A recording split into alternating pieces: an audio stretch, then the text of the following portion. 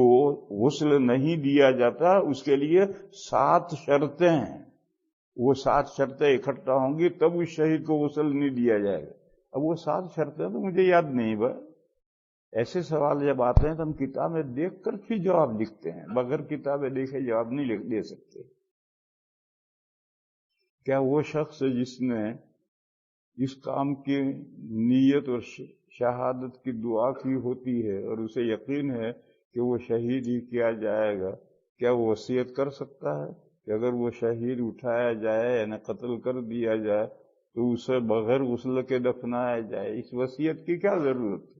اس کا تو مسئلہ طے ہے کہ جس شہید میں 7 شرطیں پائی جائیں اس کو غسل نہیں دیا جائے گا، چاہے وہ وصیت کرے یا نہ کرے.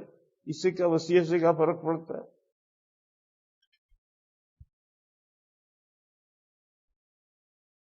کیا عورت کا گھر میں پارلر کیا ہے؟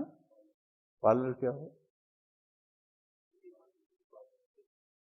چلانا جائز ہے یا حرام؟ چلانا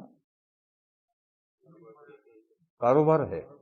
کیا عورت کا گھر میں پارلر چلانا جائز ہے یا حرام ہے؟ تھوڑی ایکسٹرا انکم کے لیے، تاکہ گھر میں رہ کر اپنے بچوں کی دیکھ بھال بھی کر سکے. ہر کام کر سکتی ہے، گھر میں رہ کر کے ہر جائز کام عورت کر سکتی ہے.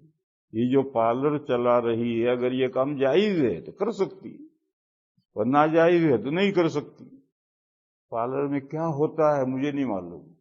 ہمارے یہاں تو پارلر ہے ہی نہیں. ہندوستان میں یہ پارلر ہے ہی نہیں، تو ہم نہیں جانتے ان میں کیا ہوتا ہے.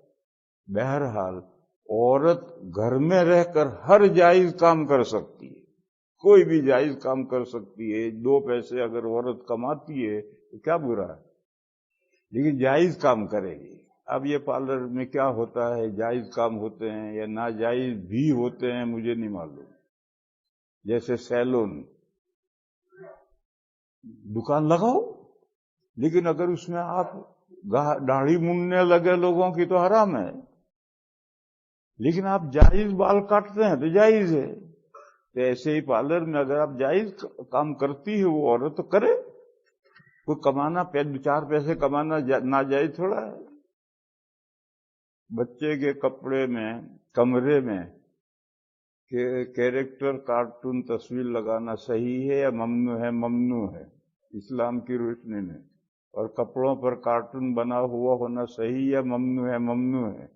بچے کارٹون دے کر ضد کرتے ہیں، ان کی اصلاح کرو، ایسی چیزوں کو مت پہناؤ، کل بڑے ہو کر تمہارے ہاتھ سے وہ بچے جائیں گے. آج تم بچوں کو جو پہنانا چاہتے وہ نہیں پہن رہے، وہ کل بچے تمہارے نہیں رہیں گے. ایک خاتون نے 2 سوال کیے. وہ کہتی ہے کہ میں نے شادی کے بعد 6 سال میں حفظ کیا،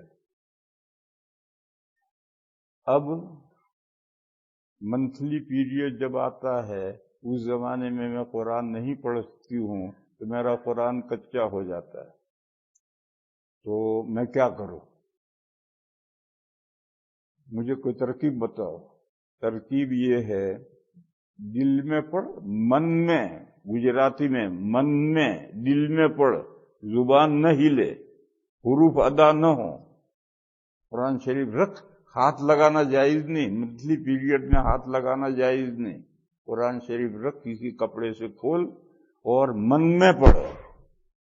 جیسے آپ من میں، میں الحمدللہ پڑھ رہا ہوں، میں الحمدللہ آدھی پڑھی میں نے، تو حائضہ من میں پڑھ سکتی ہے، جنوبی بھی من میں پڑھ سکتا ہے. یہی ایک راستہ ہے. اور یہ منتھلی پیریڈ میں قرآن رکھ دینے سے کچا اس لیے ہو جاتا ہے اس کا دور پکا نہیں ہو. دور پکا ہو جائے گا تو پھر یہ صورت نہیں ہوگی. دوسرا سوال اس کا یہ ہے کہ میں حدیث پڑھنا چاہتی ہوں اور مجھے بڑا شوق ہے، تو کیا میں از خود حدیث پڑھ سکتی ہوں؟ نہیں. از خود قرآن بھی نہیں پڑھ سکتے، از خود حدیثیں بھی نہیں پڑھ سکتے. اگر از خود قرآن پڑھ سکتے تو ہمارے گھروں میں اللہ قرآن لٹکا دیتے کہ لو پڑھو. وایا رسول اللہ بھیجنے کی ضرورت نہیں تھی، حضور کا ذریعے بھیجا، اور قرآن میں ہے کہ آپ کے وایا اس لیے بھیجا ہے کہ آپ لوگوں کو یہ قرآن سمجھائیں۔ حضور نے صحابہ کو سمجھایا، صحابہ نے بعد والوں کو سمجھایا۔ یہ حکم جو قرآن کا ہے وہی حدیثوں کا ہے۔ بس اگر اس بہن کو حدیثیں پڑھنے کا بہت شوق ہے تو 6 سال میں قرآن پڑھا ہے، 6 سال میں کسی لڑکیوں کے مدرسے میں داخلہ لے۔ لڑکیوں کے مدرسے میں جو ہوتا ہے وہ بھی فل ٹائم نہیں ہے، پارٹ ٹائم ہے، اور باقی لڑکیاں گھر چلی آتی ہیں۔ تم بھی مدرسے میں داخلہ لو اور داخلہ لے کر پڑھو، پڑھے بغیر صرف مطالعہ کرے گا، تفسیروں کا، حدیث کی شرحوں کا مطالعہ کرے گا تو ہو سکتا ہے کہیں غلط فہمی ہو کر گمراہ ہو جائے۔